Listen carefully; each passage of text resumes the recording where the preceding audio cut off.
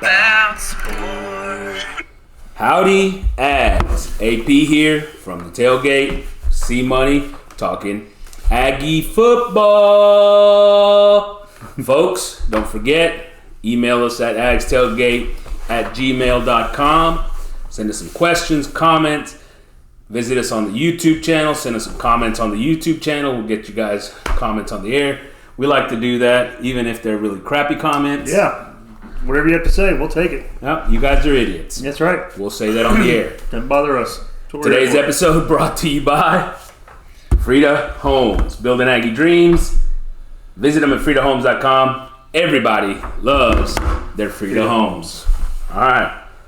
Corey, we're going to get into some of the transfer portal news and everything else going on there as far as and what we've heard on the offensive coordinator as well. Is there news on the transfer portal? Yeah, sure. Let's start off with a little college football playoff action. Let's do it.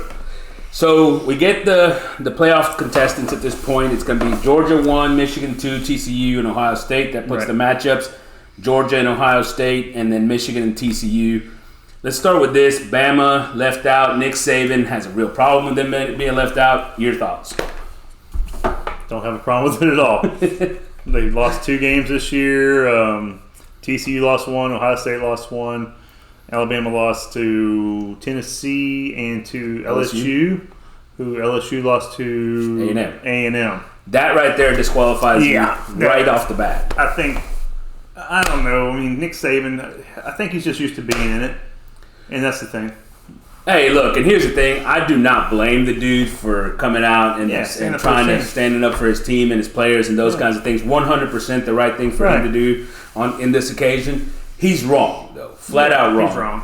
That team is a 2-loss team, and if you were to bring them in ahead of Ohio State or TCU, but let's talk about TCU specifically, you're really talking about bringing them in over a 1-loss team that only had a 1 loss because they played in a championship game. They lost in their overtime. In overtime. The championship game. So an additional game. I fully think that these 4 teams are the 4 teams that deserve to be there. I mean, if TCU and Alabama got on the field today, who would be favored? I don't know. I have no idea. I mean, I probably Alabama might be just because of name. But yeah, because of name, though. That's about it. On the field, who would win? I'm really not sure. I'm not. Look, I was. But that's what the committee's supposed to put the 4 best teams in. Yeah, and that's what something Nick Saban did say that carries a little weight is like if we got on the field with somebody, who they favoring? They favoring us or favoring somebody? You're supposed to put the best teams in. So that's the only thing I could see being a argument point for him. The only thing that I'll say about that is that SEC consistently is considered obviously the best conference in the country, but also sort of given more credit at times than they deserve. Right. You know, we've seen over the last couple of years where, yes, Georgia and Alabama in prior years as well has been, a step above sort of everybody else. Right.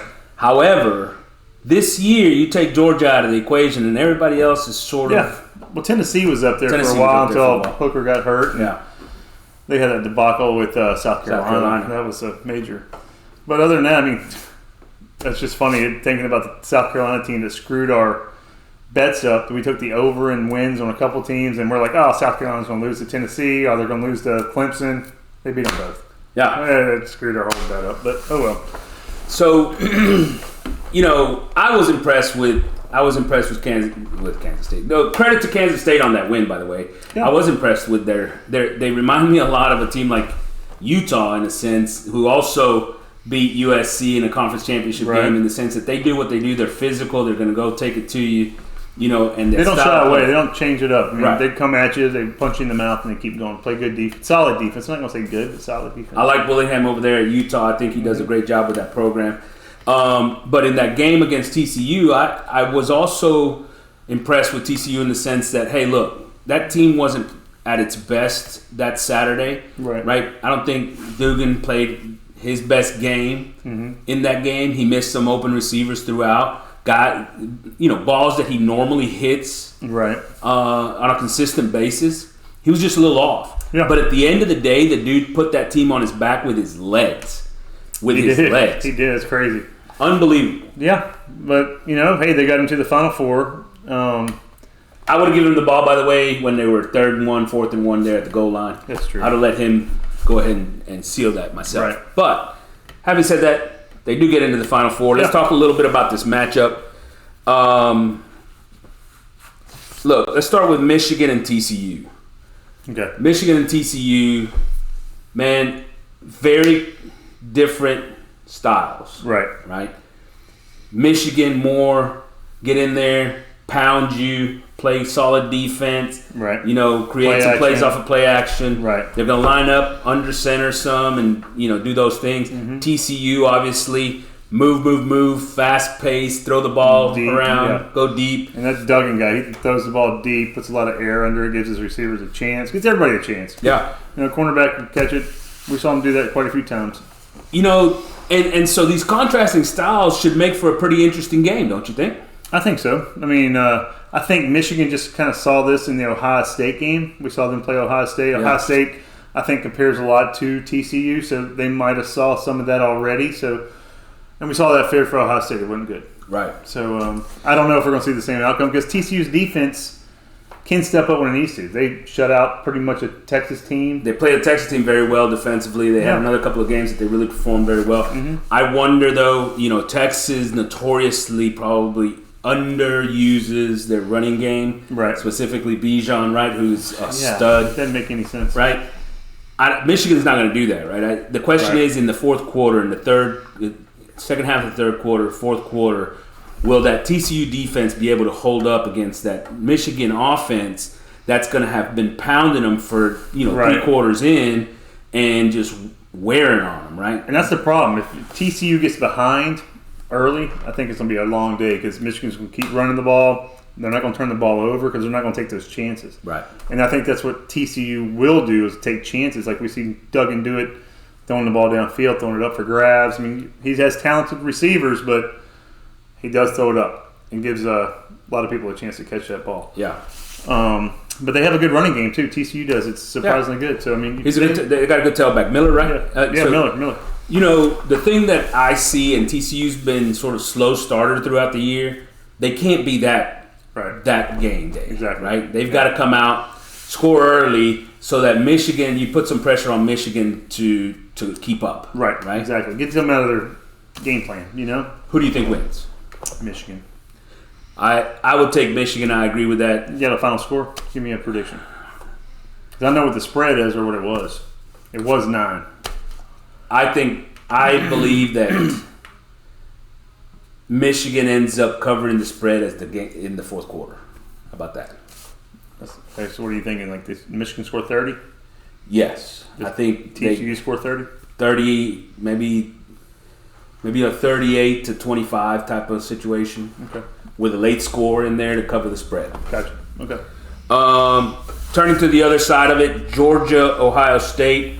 Sort of similar situation in the sense of two contrasting styles, like you said. Right. Ohio State kind of reminds you a little bit of TCU. Georgia and Michigan have similar styles. We've seen Georgia play a team like this in Tennessee that throws the ball, spreads you out, and they shut them down. I'm talking they shut Tennessee down. It was a dominant victory. I almost see the same thing happening here.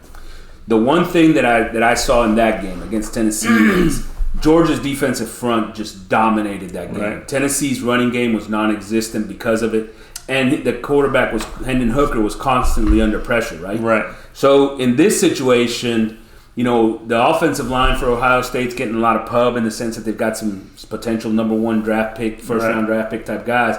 I think that's still the difference. I think it's Georgia's defensive line that absolutely dominates this game and ends up shutting down Ohio State. Right. While on the other side, Stetson Bennett does his thing. Yeah, I agree.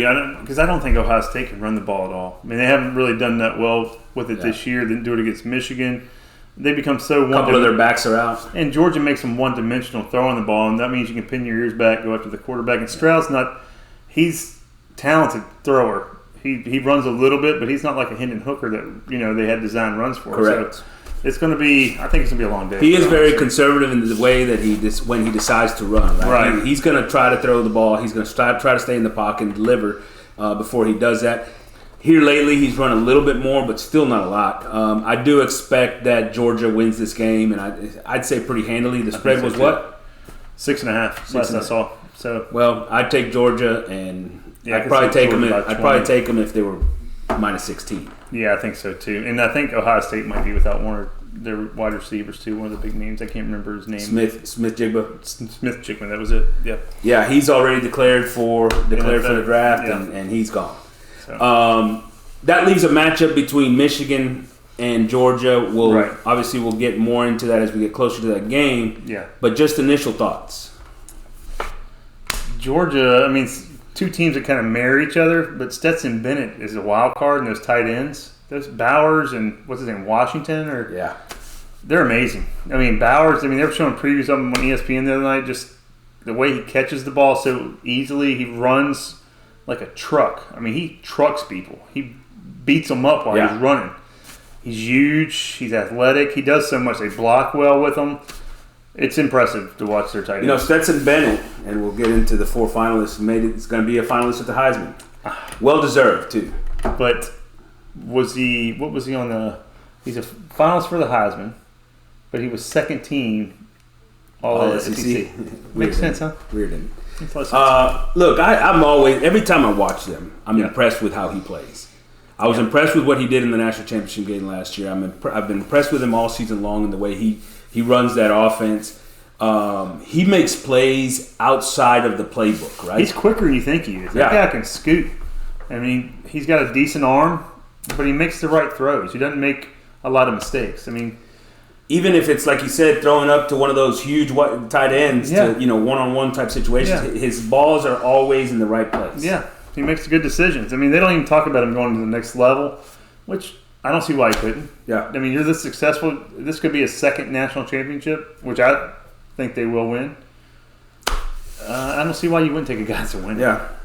All right, so moving on from there, a little Aggie news in the NFL. Von Miller, just brand new news today, out for the season. Yeah, I heard that. The season. That sucks for Von. Yeah, could have had a chance at 2 back-to-back championships. Well, he's still on this team. I mean, he'll still get a ring, but not the same. Yeah, I mean, injuries. It sucks. He's getting older. Father Time catches up with all of us, and it's a knee. He still had a great year. He did. He was a difference maker on the defense. They're gonna miss him a lot. Non-Aggie news, Deion to Colorado. I think it's awesome. I'd love to read about it. He's going into a conference that's losing UCLA and USC. They're going to be able to move up quick because he's going to bring in some talent. He told them which I didn't agree with the way he went about it. Brought in the Kent State guy as the offensive coordinator. And they're going to sling it around. His son's going to be throwing it all over the place. I just don't agree with the way Deion went about telling players at Colorado, you might as well go ahead and start hitting the transfer portal because I don't think that's good. But, The only thing, look, I'm a primetime fan. I think he's one of the best cornerbacks to ever play the game, if not the best cornerback to ever play the game. When he was in his prime, when Prime was in his prime, the dude was the best as far as I'm concerned. One of the fastest NFL players ever. It was always amazing to me the way he would sort of give receivers a little room and bait the quarterback into throwing it, and then he'd just come up, take it, and take it the other way. But in this situation, the one thing that bothers me about Deion is everything's about Deion.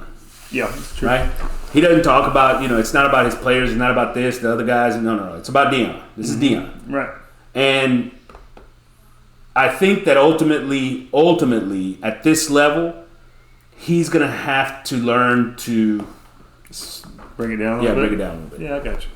But I think he's going to bring in a lot of talent. And like I said, I don't know what's successful there the first year, but I think in year 3, he's going to bring some talent in there. I could see them competing in year 3 or 4. Who he hires, the offensive coordinator hires, is a good one, I think. Who he brings in as defense coordinator, who he hires there as the coaching positions is going to be huge because while at Jackson State, just bringing in the talent was enough for them to win games.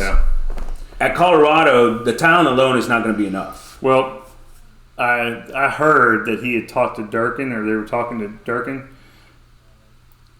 Bye, Durkin. Go.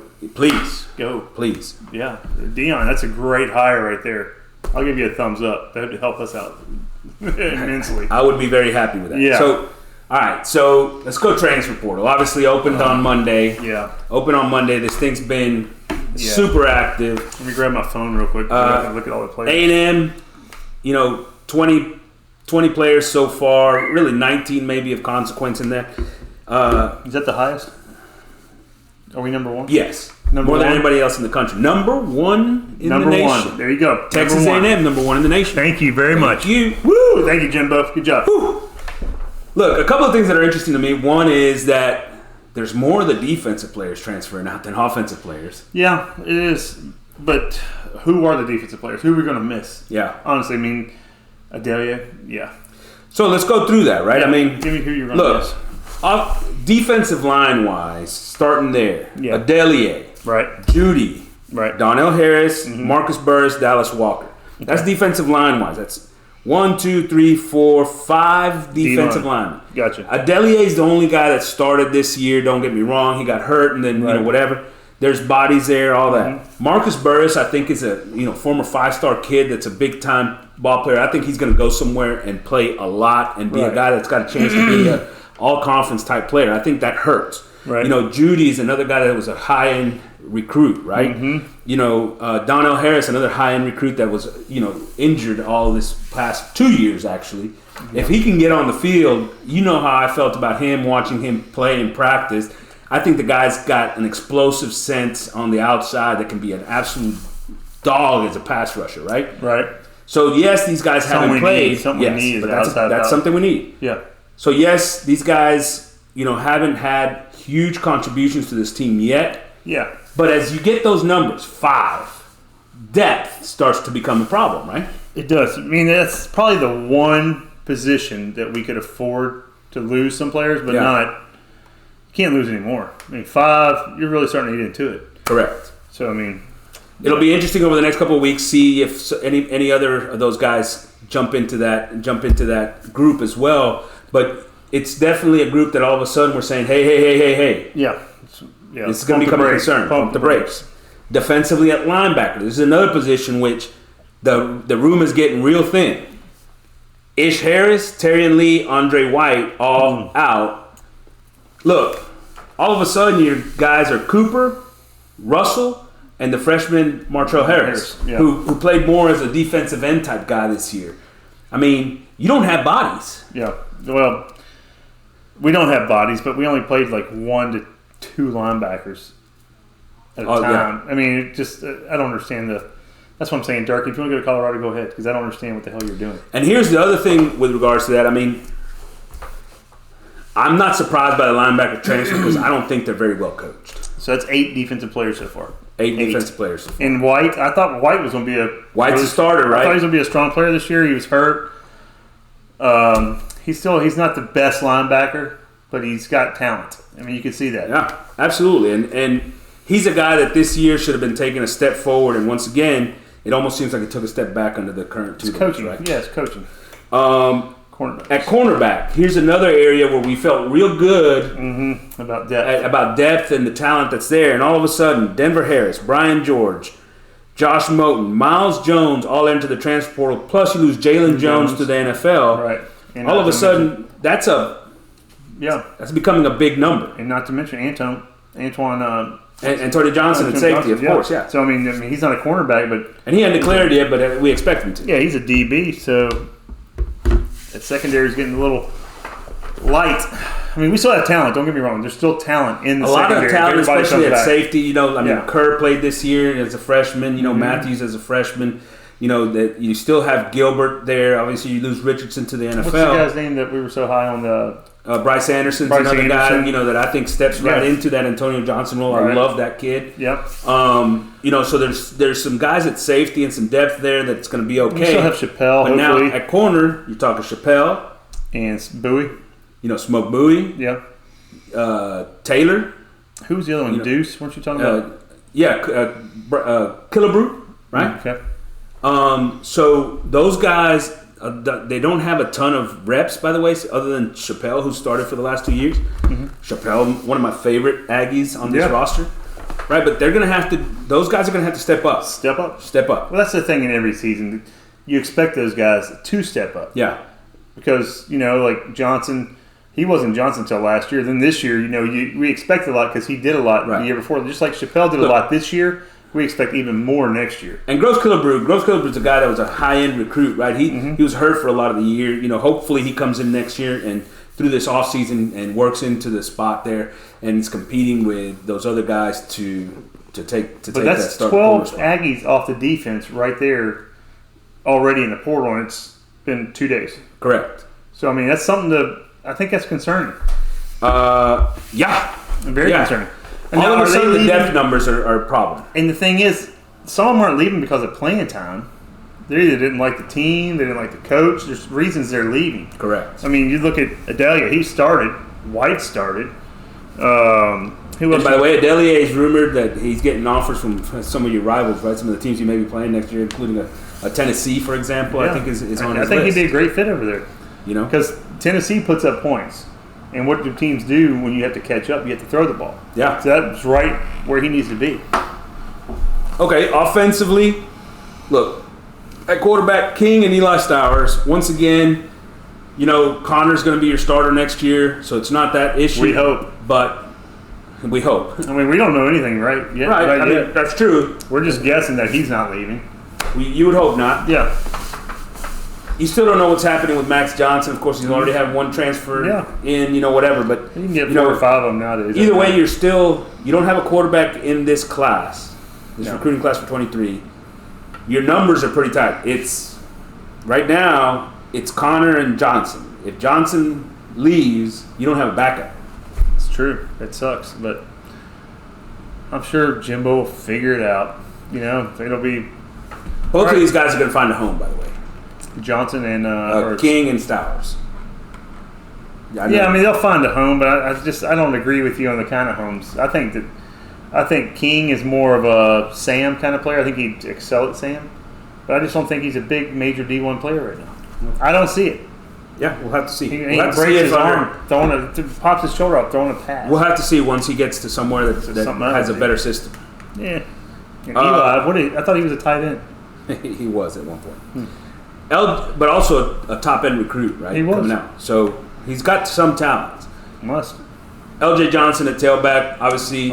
Look, he's a big-time recruit. From what I saw of him, I wasn't always terribly impressed by LJ Johnson. Yeah. I thought he's probably a guy that here would have been a backup his whole time here. Mm-hmm. Behind Daniels, behind Moss. Right.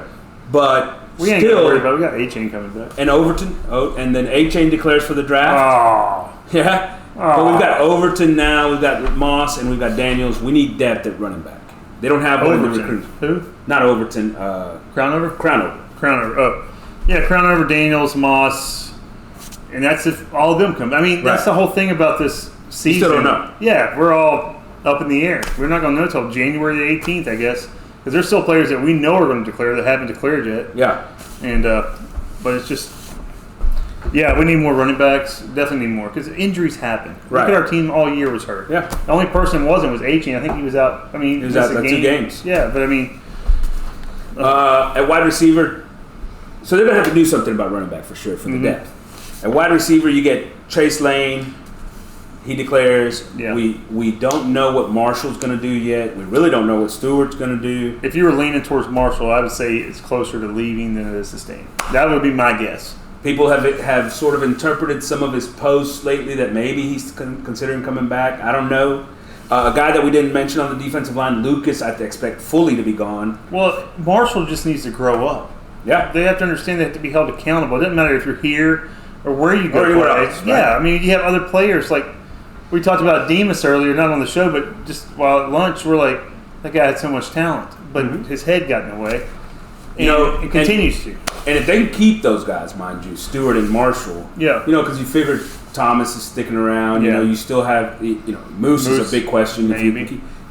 If depending on how many of those guys stay, you probably have a decent. If you can keep them all, you have a pretty good room at wide receiver. I can't see Moose. I could see him more transferring than trying to go pro right now. I can't believe Jalen Jones entered the draft. I didn't see that coming. Yeah, what are we talking about? Late round? If that. Yeah. I mean, I don't know. Hey, I didn't see him on any boards. Tight end Blake Smith is in the transfer portal. I don't know. Maybe Garza joins him. I don't know that. If Max Johnson transfers, maybe his brother Jake goes with him. You never know what happens there. I mean, I think Green will be back, but Green will be here. Other than Green, who else? Well, the Swede, right? Swede. But I mean, still, out of that room you had, Theo. You had 5 guys in there, 6 guys that we were like, we went and watched them practice. Like, tight ends look good. Yeah, it's starting to thin out a little bit, but I guess that's today's game. Offensive line, P.J. Williams, the freshman. They're talking about him maybe at North Carolina. He got into trouble, and now he got into trouble again. Yeah. So there's no, Did Aggie enter the portal yet? Express that. Not yet. That's a guy that may, right? Yeah, there's some other guys in there that might affect you depth-wise. If you can keep the rest of this group together, you're probably okay depth-wise. Even with Aggie? I thought you were trying to get Aggie to transfer. Aggie, you should go transfer. Colorado's calling. Either that or let's find an offensive line coach that can actually coach these guys to play. Seriously, Aggie's got the size, the talent. Yeah. He looks to play behind every time. I mean, he just looks lost. His technique is horrible, and he's very clearly poorly coached, right? It's awful. So, all that said, there's a lot of bodies in here. At the end of the day, we're talking about, they're players that are impactful players, yes. Can we survive if it were just those impactful players? Probably. The numbers start to become a problem for Texas A&M. That's it. The numbers is the biggest thing. I mean, you look at it. Yeah, we lose some 5 stars, some 4 stars. We planned on that coming into the season. We're like, we can't keep all this talent. Right. These guys want to go somewhere and play. But the fact is that some of these guys were playing and they're still leaving. That's what I don't get. That's the part. Well, we do get it because we went 5-7. Well, that part we do get, by the record. But I don't get with a lot of turmoil. Guys, with a lot of turmoil. Right? Now, some of these young guys, they're leaving without even giving us a chance, I feel like. Some of them are like, and that's one of the things, and we talked about it earlier, right? In today's college football, that's why having a system as complex as Jimbo's and all these things doesn't work because of the fact that kids are only with you for a year or 2. Yeah. So if a lot there, they stay for 3 years. Because if they don't succeed and go pro, they're going to transfer, right? So you have to have guys that are a system that they're going to be able to pick up in year 1 and go play it, right? Yeah, absolutely. So who's the biggest loss so far? I think the easy answer is probably a Delier. That's what I would lean on, but there's one or two more I look at that's pretty big. I'm gonna go with probably one of the linebackers. That's what I was thinking. I was thinking White. I was in our first couple podcasts this year. I've said White was my breakout player on defense, and Hey, the good thing about it is next year when I predict that Cooper's going to be SEC Defensive Player of the Year, that's a good call. They're not going to have anybody else to put on the field but him. Yeah. What happens when he gets hurt? Well, good question. On top of all that, right now your recruiting class is only 10, 11 players. So if you were adding a recruiting class like last year, 29 or whatever the heck it ended up being, then maybe you say, okay, well, we're just going to replenish, right? Right. But at this point in time, that's not the case, right? It's 11 guys. There's not one single offensive skill position guy. We're not done, obviously, with the transfer portal. We'll keep getting into that over the next couple of weeks. And that's something I was going to ask you about later on is how does that recruiting class look after this season? You see what I'm saying? That 29, that top-ranked recruiting class, what does it look like after so many players transfer out or so many players on the team? You lose Marshall, you lose whoever else it was, Harris. I can't remember. Harris, We lost a lot of guys. Is that still the number 1 recruiting class after that? Do you see what I'm saying? You're probably up there, yeah. It's probably 1 or 2. You keep Nolan, you keep Stewart, you keep Indy. Yeah, you keep a lot of these bigger names. But I'm saying you're losing depth. Yeah, that you thought you had 100%. We'll see how that responds. This is one other thing. We're going to go into the offensive coordinator thing real quick. No hire yet. I don't think they've actually decided who it's going to be. The names that come up are still Riley, still the North Carolina offensive coordinator. I can't think of his name. Longo, right? Longo, okay. I'm high on him. Yeah, I mean, don't know his name, but I'm high. I like what he did with May. Those are the guys that Mullen keeps coming into the play there. I don't see that happening. We said Dan Mullen's more of a Alabama kind of guy, I think. But in the situation where you're sitting right now with all these players on the fence with the transfer portal or going pro or whatever, don't you think announcing your offensive coordinator would be a good way to try to seduce some of these guys back onto the team? It's a huge way. It's huge, but we're not doing that. A lot of things we thought would be good ideas to do, they haven't done. Yeah. So I think it'd be a good idea to get rid of Durkin. Yeah. We got to keep him. So Texas this week comes out and says that, Lucci specifically, comes out and says that the people he's talking to tell him that the offensive coordinators that are being interviewed have been told specifically that Jimbo's giving up the play calls. You believe it? No. Do you? I don't believe it necessarily. Until I see it happen, then I'll be like, okay. If they hire one of these guys that's being talked about, I believe it. What's Jimbo going to do on the sidelines? Well, he's gonna have his glasses right here, reading what? Start yelling at the officials more. Well, he should have been doing that in the first place. He should have been. Conserving his timeouts, hopefully. Yeah, maybe. God, he was the worst in the nation at calling timeouts this year. He was. I mean, I'm talking so fast. First quarter, 5 minutes in the game. Let's go. All 3 timeouts. Go. Yeah, see ya. Let's go. You know, so that's good news, though, right? I mean, if it's true, that's good news. Yeah, that's very good news. But, I mean, it depends on who the offensive coordinator is, who's still left around from the transfer portal, who's our offensive line coach. I mean, is our offensive line coach is going to be the number one most important hire once that offensive coordinator. Who hires? Does the offensive coordinator hire the offensive line coach, or is Jimbo? That's the question. Is he going to? Is that Because I imagine part of the conversations happening with these offensive coordinators is, okay, what I'm going to bring you in. I need to keep these staff members here, but I'll let you look at these other staff members to bring in your own. Who do you want to bring in with you? Right. What guy? You have to have a relationship with some people, don't you? I mean, you have to be able to communicate. You don't want to put the offensive coordinator in a bad place from the get-go when he starts off with a bunch of guys that he's not comfortable coaching with, right? Yeah. And so you do want to give him some flexibility there, but that doesn't mean that all of a sudden they're going to throw everybody out the door, right? No, I agree. I mean, I just don't think you go out and hire a offensive line coach from like Navy that's going to run the ball. If you hire an offensive coordinator that's going to throw the ball, it doesn't make a lot of sense. Right. But that's what it seems like we did last year. It seems like our offensive line coach wanted to run the ball and Jimbo wanted to throw the ball. It didn't work. It did not work. So it just looks lost. So hopefully we hear something this week on the offensive coordinator. I'm not sure it happens this week, but if they take any longer than that, I really think it starts affecting recruiting. It obviously is going to affect the transfer portal. When's the last day for recruiting? We got about 2 weeks. We got about 2 weeks to signing day. So getting there quick. Yeah, it's getting there real quick.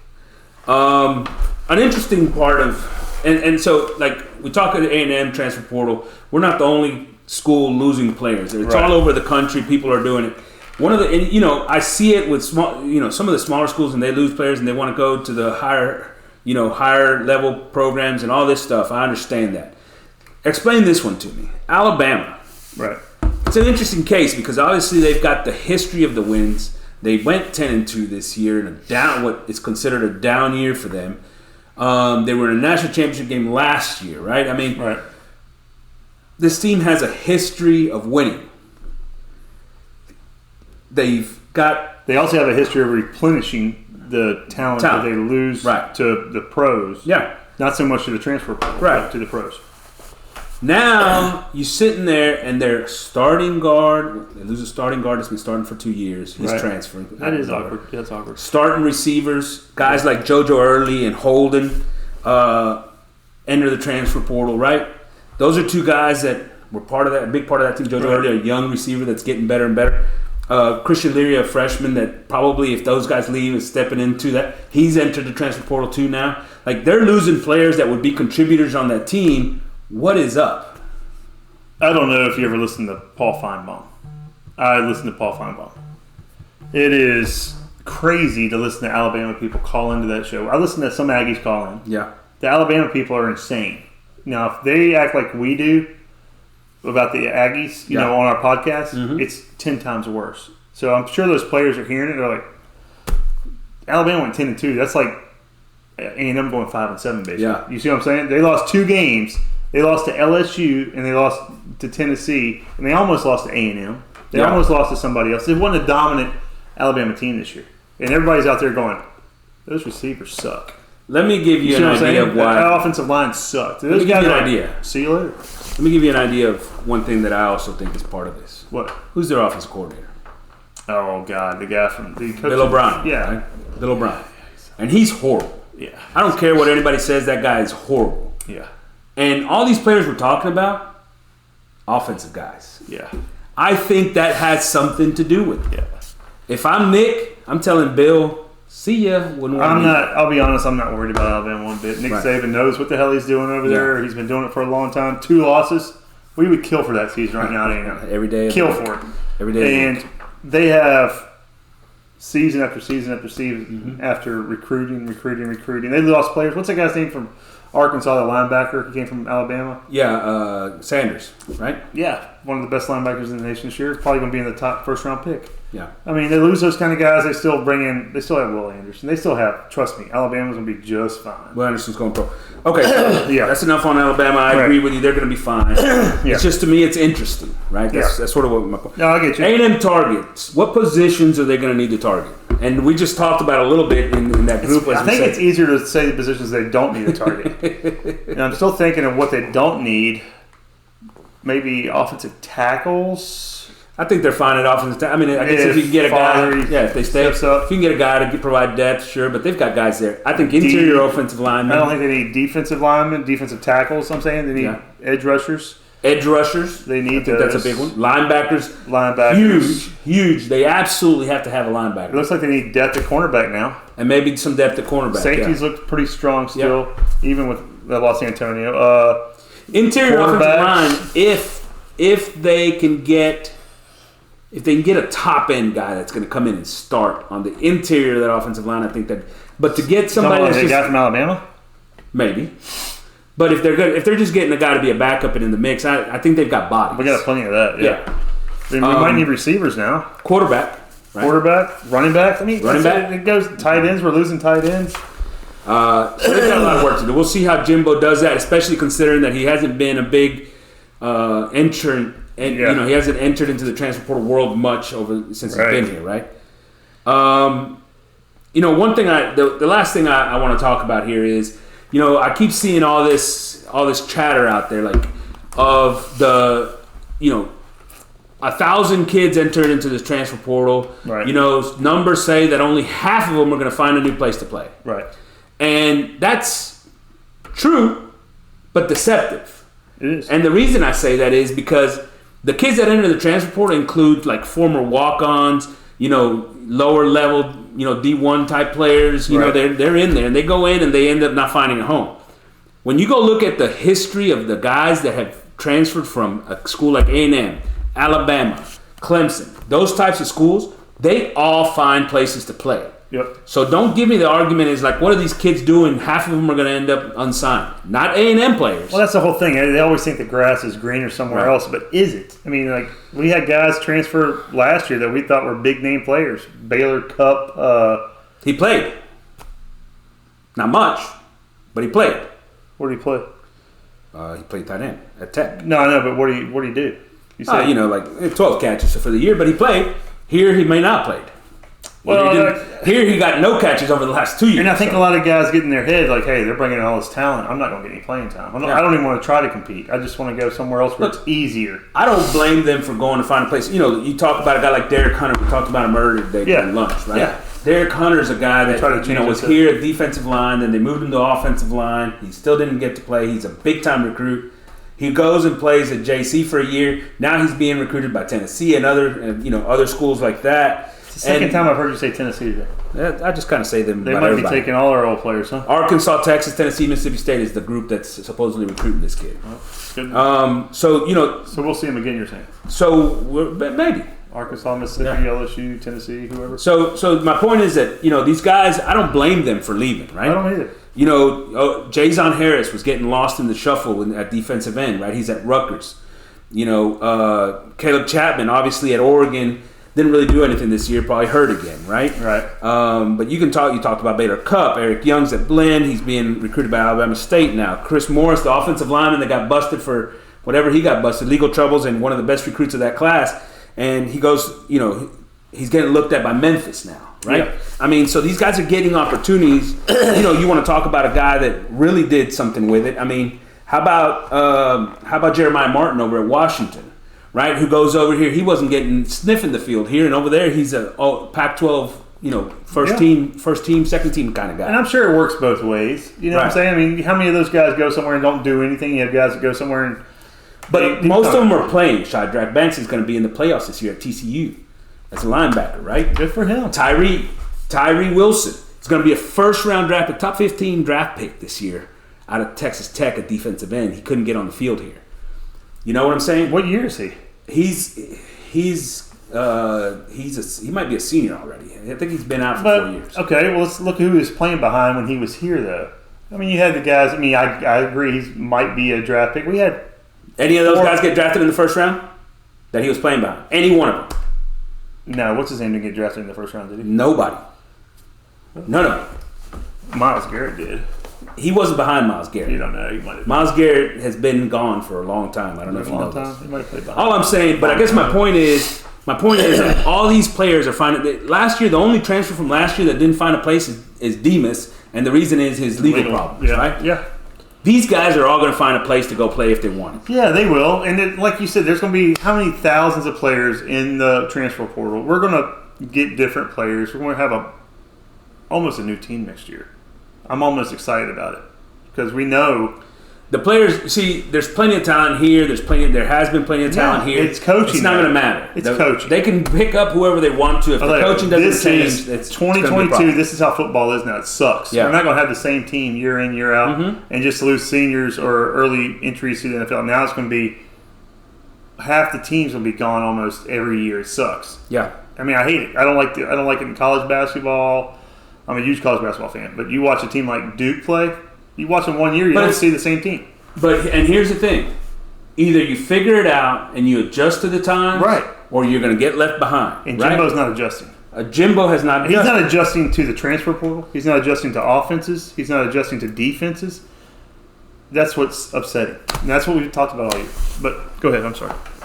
All right, we'll wrap it up here with the transfer portal. Go to questions of the tailgate. But first, last thing. Yeah. Anybody you still think is highly likely or even may consider the transfer portal going forward?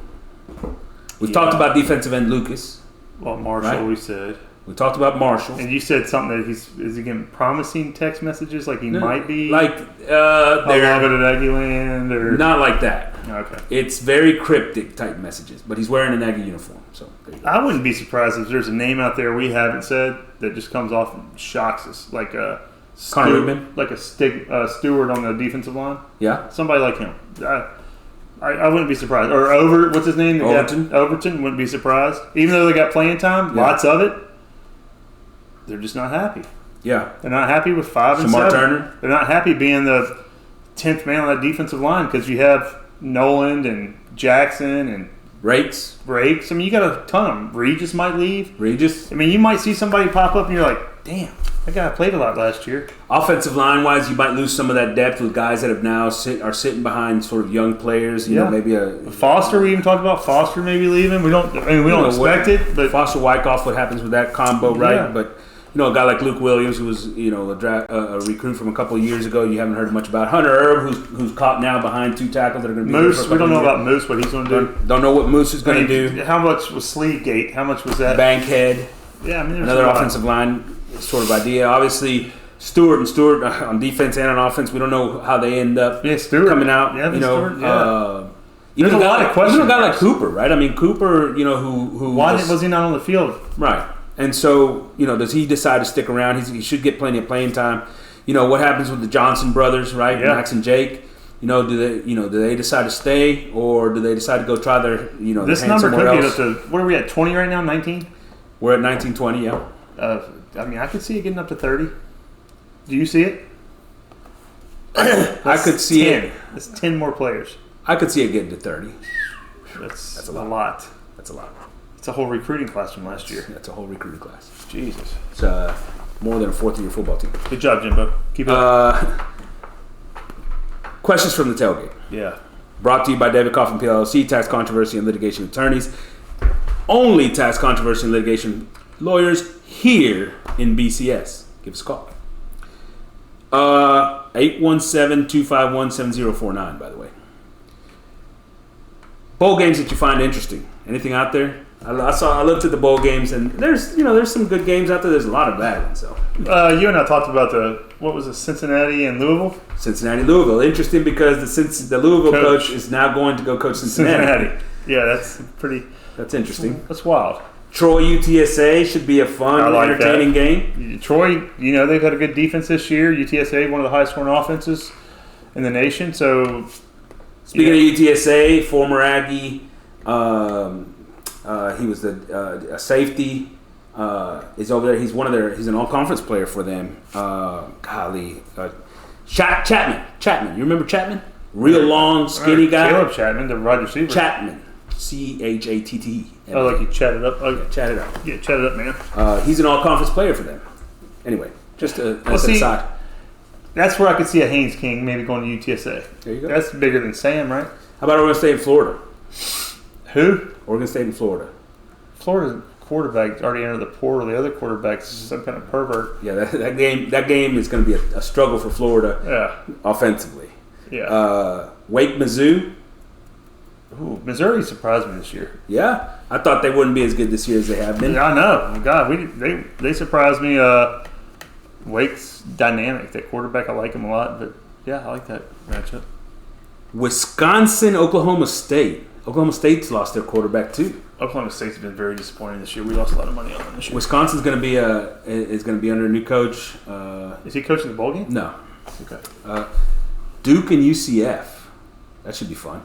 Yeah, I like that. Duke, Elko, he's done a good job. Elko's done a great job. ACC Coach of the Year, by the way. Was he? Yes. He beat Matt Brown? Yep. I don't know if he should have. Arkansas and Kansas. They both have Kansas in the name. Yeah, that's about the only thing good about that game. That game's not going to be very good either. Hey, I heard, is that quarterback into the portal, Hornsby, for Arkansas? Is that yes. Okay. Hornsby's gone. KJ's coming back. I think so. He's, at least he I hasn't heard. declared otherwise. I think he did say he's coming back. Oklahoma plays Florida State. One of my inside sources for Oklahoma, they don't really like this matchup. They expect to get beat. Oh, Florida State's good. They got a 6'7" wide receiver that's Wilson. tall, fast. And their quarterback's for real. They've done a good job this year over Florida State. Yeah, I like Florida State. Let's see. How about Washington, Texas? That Penix guy's coming back next year. The quarterback for Washington went to Indiana. He throws the ball all over the field, all over the place. That could be a good matchup. Could be a high-scoring game. Yeah, I like that matchup. Tennessee and Clemson. Very disappointing. Klubnik's going to be the starter for your boys at Clemson, something you've been calling for a few weeks now. I have. I watched him play. I watched Ugalele or whatever you say his name. He disappoints me every time I watch him. He's very slow in making his reads, his throws. He throws over, under, just never on target. Problem is Tennessee's playing with a backup quarterback also, right? Yeah, but Milton almost gives the advantage to Tennessee. I'm going to go with Clemson. There you go. You're right.